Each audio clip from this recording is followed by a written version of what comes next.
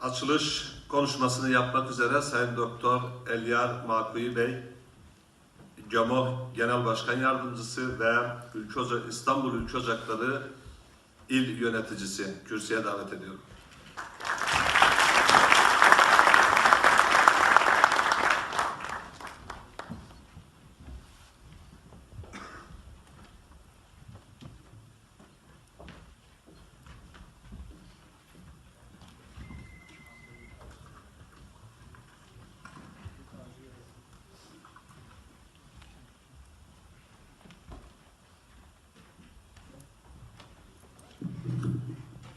Esenlikler ve selamlar tüm beyefendi ve hanımefendilere. Başta İstanbul İlk Ocakları İl Başkanı Sayın Ahmet Yiğit Yıldırım Başkanımıza, MHP Kağıthane İlçe Başkanı Sayın Barış Bey'e ve Kağıthane İlçe Belediye Başkan Vekilimize hoş geldin ve diğer arkadaşlarımıza hoş geldin diyorum. Çok hoş gelmişsiniz, şeref vermişsiniz. Bugün Güney Azerbaycan şehitler anma töreni olarak kayıtlara salmak istedik. Bugün neden ki Güney Azerbaycan her zaman mezlum olmuştur, her zaman sesi duyurulmamıştır. Ne mutlu bize ki Türkiye var, ne mutlu bize ki İlk Ocakları var, ne mutlu bize ki Türk ve Türkçü soydaşlarımız vardır. Hoş gelmişsiniz. Ne demek istiyorum? Bugün Mühendis Amani CAMOH, Güney Azerbaycan Milli Uyanış Harekatı'nın 1. Başkan Yardımcısı ve Güney Azerbaycan'ın Milli Harekatı'nın önde gidenlerinden, öncüllerinden 2008. yılda şüpheli bir trafik kazasında şehit olmuş ve bugün onun yıl dönümüdür. Şehit Gulam Rıza Amani.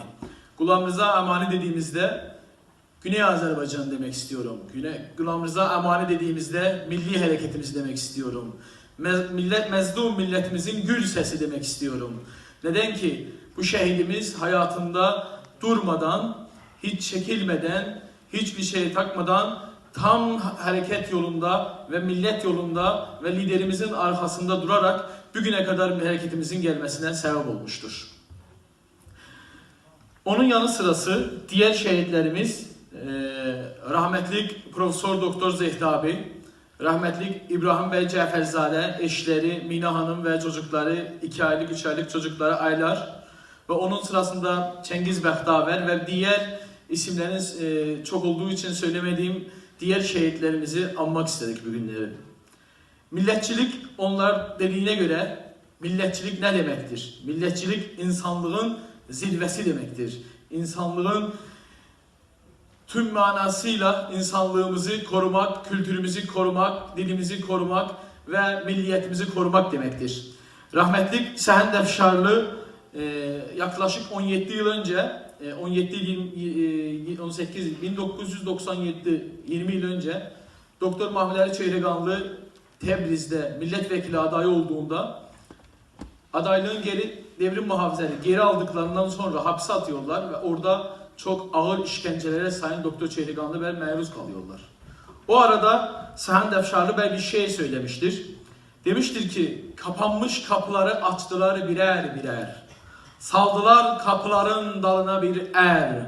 Bağırmadı haydi açın kapıları.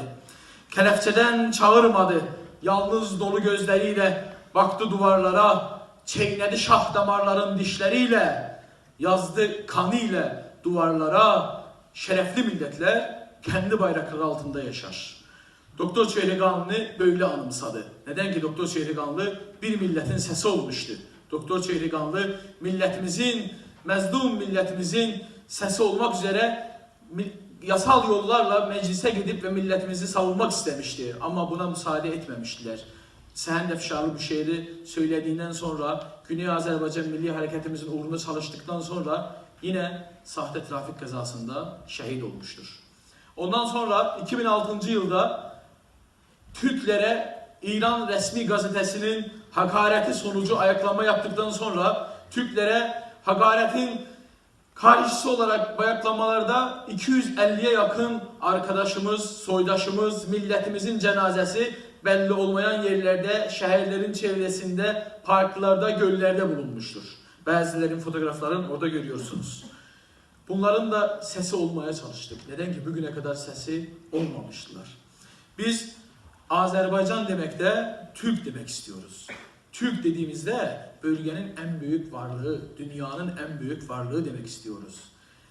Biz dünyaya nişan verdik, biz dünyaya nezm verdik, biz birbirimizin yanında olduk. Babalarımız ne mutlu bize, demişler ki ne mutlu Türk'üm diyene ve sonra demişler ki Türk'ün Türk'ten başka dostu yoktur. Ondan dolayı bugün Türkiye'de, İstanbul'da, Türk dünyasının çırpınan yüreğinde bugün siz azizler bizim yanımızda oldunuz. Her zamanki gibi bizim yanımızda oldunuz. Ülke Ocakları olarak son 5 yılda, son 4 yılda 2012 özellikle 2012'den sonra biz Güney Azerbaycan'ın sesi olmaya çalıştık. İstanbul'dan başladık, tüm Türkiye'nin tüm illerine gittik, tüm ilçelerine gittik. Neden ki tüm soydaşlarımız bunu istediler ve bizim yanımızda olmak istediler ve oldular da. Biz bugün Güney Azerbaycan'da neden savaş veriyoruz biliyor musunuz? Irak-İran Savaşı'nı duymuşsunuz. Irak-İran Savaşı'nı 1980'den 88'e kadar. 1980'den 88'e kadar 90 bine yakın İran'da Türk şehit olmuştur. İslam'ı korumakta, Türklüğünü korumakta, namusunu korumak üzere şehit olmuştur. Sözde başkaları başka yere götürdüler. Başka kendi şahsi menfaatlerine çıkardılar. Ama bizim soydaşlarımız kendi namusların, kendi varlıkların korusun, dinlerini korusun diye gitmişler. 90 bin şehit verdik. Bugün biliyor musunuz? İran'da 90 bin bire Ermeni yoktur. İran'ın 80 milyonluk nüfusunda 90 bin Ermeni yoktur. Ama o 90 bin Ermeninin İran'da Türklere verilmeyen hakların 10 katı hakları vardır. Biz orada 40 milyon, 47 milyona yakın Türk olduğumuza rağmen haklarımız yoktur. Ama 90 bin Ermeni tamamıyla orada kendi haklarından fazlasını bile yaşamaktadırlar. Bu nasıl bir insanlıktır? Bu nasıl bir dindarlıktır? Bu nasıl bir eşitliktir? Olur mu böyle bir şey? Biz bölgenin dengesini değiştiren insanlarız. Biz bölgeye nezm veren insanlarız. Bunu hiç kime reva görmeliyiz. Biz kendi haklarımızı savunacağız. Kendi milletimizin sesi olmaya devam ettireceğiz. Neden ki bizim arkamızda Türkiye var. Bizim arkamızda Ülke Ocakları var. Bizim arkamızda Türk kardeşlerimiz vardır. Türkiye dediğimde siz bugün buna değer vermişsiniz. Güney Azerbaycan'a gelmişsiniz. Türkiye dediğimde siz kendinizi kendinize ait hissetmeyin. Siz kendinize ait değilsiniz. Siz 250 milyondan 300 milyondan fazla Türk'ün temsilcisiniz. Siz Türk dünyasını temsil ediyorsunuz. Size düşen görev çok başkadır. Türkiye'nin içinde olabilir, parti falan olabilir. Ama uluslararası Türkiye, Türk dünyasını temsil ediyor. Ondan dolayı bugün Türkiye'nin başına bu kadar bela yağdırmak istiyorlar. Batısı, doğusu Türkiye'ni bitirmek istiyorlar. Ama bunu bilmiyorlar. Biz bitmeyiz. Biz bin yıldan fazla imparatorluklarımız var. Sefeviler olsun, Gazneviler olsun, Hacerler olsun, Selçuklar olsun, Afşarlar olsun, Osmanlılar olsun, Atatürk'ümüz olsun. Bugüne kadar başbuğumuz geldi ve bugüne kadar sizler varsınız. Demek ki bu Türk dünyası olacaktır, kurulacaktır ve biz birlikte devam ettireceğiz. Ben fazla zamanınızı almak istemiyorum. Sadece bunu demek istiyorum ki bu şehitlerimiz ailelerin geride bıraktılar, gittiler. Şehit Mühendis Amani şehit olduğunda oğlunun 2 yaşı vardı ve kızı 6 aylık annesinin karnındaydı. Doğulmamıştır.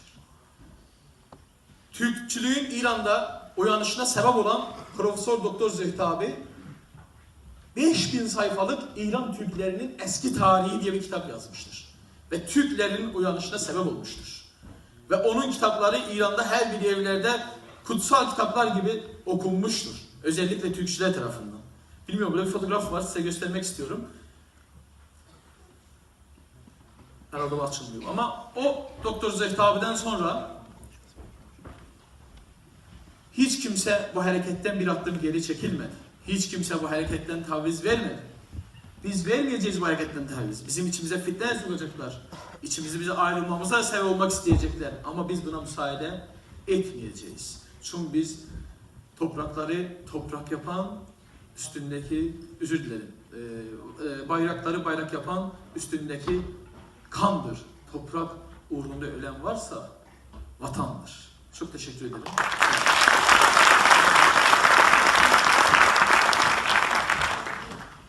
Sayın Doktor Elyar Makuyi Bey'e konuşmalardan dolayı teşekkürlerimizi sunuyoruz. Saygıdeğer katılım